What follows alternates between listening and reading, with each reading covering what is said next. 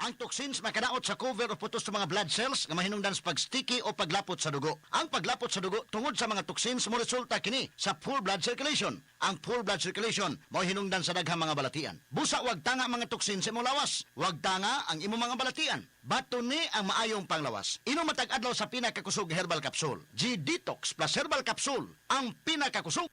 Hi guys! Basta nag-enjoy mo diha karon og pangape. Karon, imagine what if kalit lang mawagtangan og kuryente. Lisod kayo, di ba? Murag imposible kaayo mo liho kung walay kuryente tungod kay nagdepende ta ini matag adlaw. Pero sagad gibaliwa lang nato. Tinuod nga ang kuryente nagpasiga sa ato mga suga og mo charge sa ato mga telepono, pero do na pay mas daghan ana. Kuna-kuna ang mga ospital nga nagsalig ini aron makaluwas og kinabuhi. Mga eskwelahan alang sa komportable nga pagtuon ug mga pabrika aron padayon ang produksyon sa mga importanteng kinahanglanon kada adlaw. Makaingon ta nga ang steady nga supply sa kuryente may usa sa mga haligi sa malambuon nga komunidad. Importante kaayo nga dili nato kalimtan ang bili ini. Maong tumong sa Aboitiz Power nga makahatag og masaligan og affordable nga kuryente aron makasuporta sa paglambo sa ekonomiya sa nasod aron padayon ang pagsaka sa kalidad sa kinabuhi sa minilyon nga Pilipino karon ug ugma.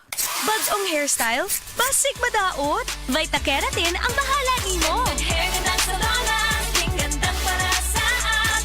Sa kada semana nga paggamit, get sa long-lasting, smooth, shiny hair. 6.70 pesos lang kada sachet base sa SRP.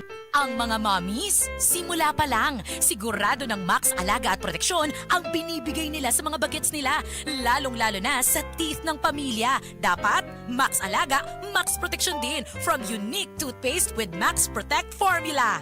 Max Protect because it helps stop cavities even before they start. At Max pa mag-alaga ng breath kaya fresh ang hininga with regular use. Tandaan, mommies, para Max Alaga, Max Protektado ang ngipin ng pamilya, unique maximum fluoride protection. ACS.